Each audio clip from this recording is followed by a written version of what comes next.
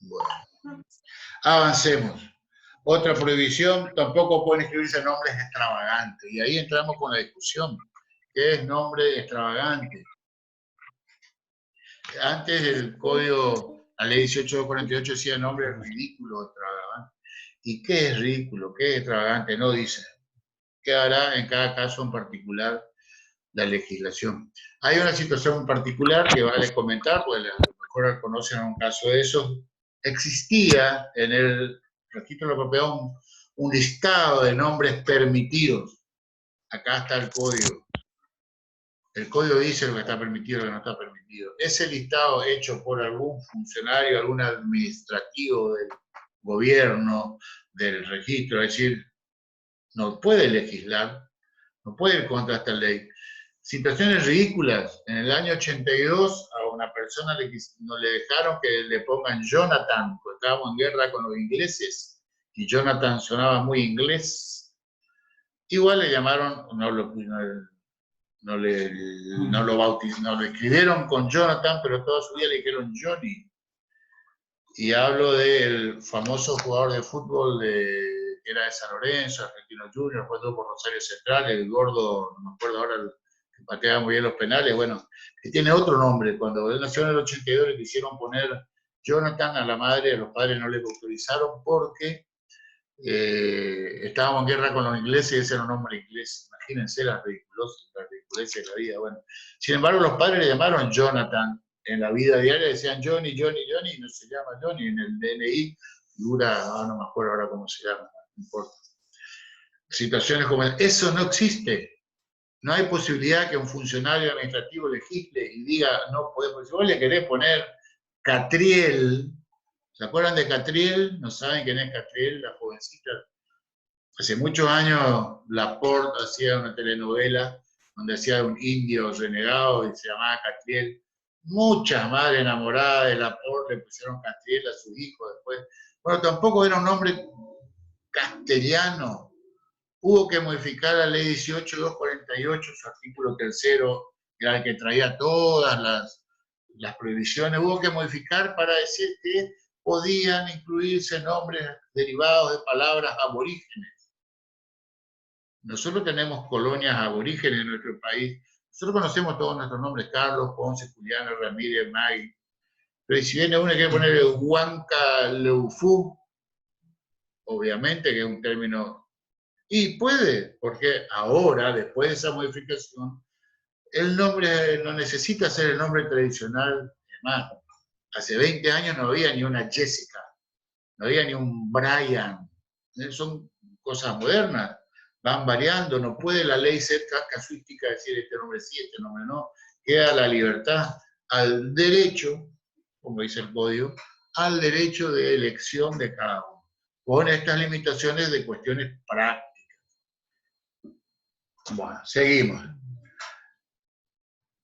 A eso hace referencia el inciso C, cuando dice pueden escribirse nombres aborígenes o derivados de voces aborígenes autóctonas y latinoamericanas, para terminar con la discusión. Bueno, ahora vamos al apellido. Apellido de los hijos. El hijo matrimonial lleva el primer apellido de alguno de los cónyuges. En caso de no haber acuerdo, se determina por sorteo realizado en el registro de Estado Civil y Capacidad de la persona. Feo futuro le veo a ese matrimonio si no se pueden poner de acuerdo en el apellido de los hijos. Pero bueno, a lo mejor es el problema menor que tienen. Si no, si tienen que ir a hacer un sorteo en el registro, a ver si va a llevar tu apellido al mío, no le veo mucha vida a ese matrimonio. Salvo que el pobre hombre termine sometido a los caprichos y directivas de la mujer. Si no, está liquidado. A ver, tengo mensajes de ustedes, a ver qué dicen. Se queda tu clase. No, se quedó sin luz una. Bueno, si se quedó sin luz no importa, avísale. Ahora le avisamos que esto va a estar grabado y puede servir después. Otro más se quedó sin luz. Bueno, esto va a estar grabado y subido después como siempre, a YouTube. Bueno, no hay acuerdo cuál va a ser el primer prenombre. También puede llevar solamente uno de ellos. Bueno, seguimos leyendo. A pedido de los padres o del interesado con edad y madurez suficiente se puede agregar el apellido del otro. Tradicionalmente van a ver que casi todos tenemos un solo apellido. Yo siempre dije que el apellido tenía que ser compuesto, el apellido del padre y el apellido de la madre. ¿Por qué? Porque ambos son padres. Después discutimos si primero del padre, después de la madre. Bueno, esta ley fue más allá. Permite poner uno de los dos, cualquiera de los dos. Mis hijos podrían tener el apellido de la madre nada más, o mi apellido nada más, o los dos con el de ella primero o con el mío primero, como nosotros decidamos. ¿Por qué? Porque el sentido de la cosa es la libertad. Cada uno tiene que poder elegir cómo querer llamarse o cómo querer llamar a su hijo. La única condición es de que una vez que elegimos para nuestro primer hijo un orden determinado, tenemos que repetirlo en los terceros, si no, tu hijo puede ser Sommer el primero, Aromí el segundo, Sommer Aromí el tercero y Aromí Sommer el cuarto hijo con un apellido distinto. Bueno. O se puede agregar el apellido del otro, porque mucha gente tiene el apellido del padre nomás y después se agrega el de la madre. O puede plantearse al revés. Después el apellido de la madre, después va a querer tener el apellido del padre también. Todos los hijos de un mismo matrimonio, lo que decíamos recién, deben llevar el apellido de la integración compuesta que se decidió para el primero. Si el primero es Sommer Aromí, de ahí para abajo todos Sommer Aromí. Ahora vamos al hijo extramatrimonial con un solo vínculo filial, es decir, sin padre. El hijo extramatrimonial con un solo vínculo filial lleva el apellido de ese progenitor. Bueno, error mío, no es sin padre. Pues puede ser, como el caso mencionamos antes, Marley, el padre en este caso sería sin madre, sin uno de los progenitores, ¿cierto? Me olvidé que ya ahora hay matrimonio igualitario y todo eso sigo en el siglo pasado. Bueno, un solo progenitor va a llevar, evidentemente, el apellido de ese progenitor, sea mujer o sea varón. Si la filiación de ambos padres se determina simultáneamente, se aplica el primer párrafo de este artículo, es decir, se pondrán de acuerdo ambos padres respecto a cuál va a ser el apellido. Y si no, sorteamos. Si la segunda filiación se determina después, los padres acuerdan el orden. A falta de acuerdo, el juez dispone el orden de los apellidos según el interés superior del niño. Es decir, para ser más o menos tradicional, una pareja, una chica, embarazada, tiene el hijo, lo anota, el padre viene después y lo reconoce, recapacitó, bla, bla, bla, bla. Bueno, a eso se refiere.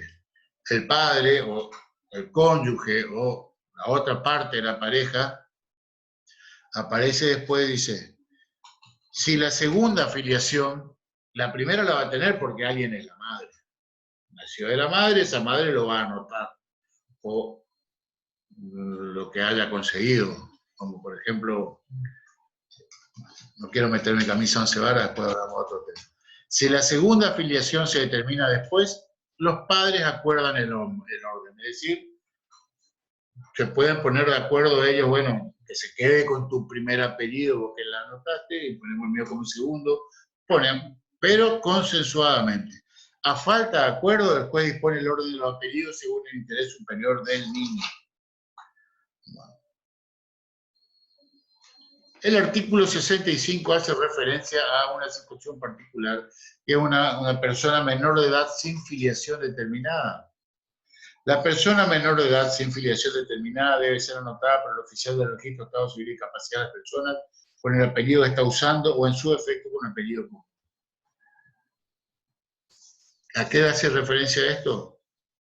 Un chico que se crió sin familia, no lo anotaron, tiene 4, 5, 6 años, va a entrar a la escuela y no tiene DNI porque no lo anotaron nunca, fue abandonado por sus padres, creció con una tía, un familiar, un vecino, un amigo en la iglesia. Vamos a anotarlo. No tenemos ningún tipo de filiación propia de sus orígenes.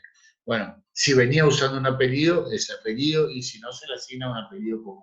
¿Qué pasa con un bebé? Vemos a veces que lo abandonan en la puerta de una iglesia. No sabemos quiénes son los padres o la madre. Se lo anota con un apellido común. Artículo 66, casos especiales. La persona con edad y grado de madurez suficiente que carezca de apellido escrito puede pedir la inscripción del que está usando. El caso es la persona mayor, pero con grado de madurez suficiente. Ahora, vamos al apellido de los cónyuges. Artículo 67. Casados. Cualquiera de los cónyuges puede optar por usar el apellido del otro con la preposición de o sin ella.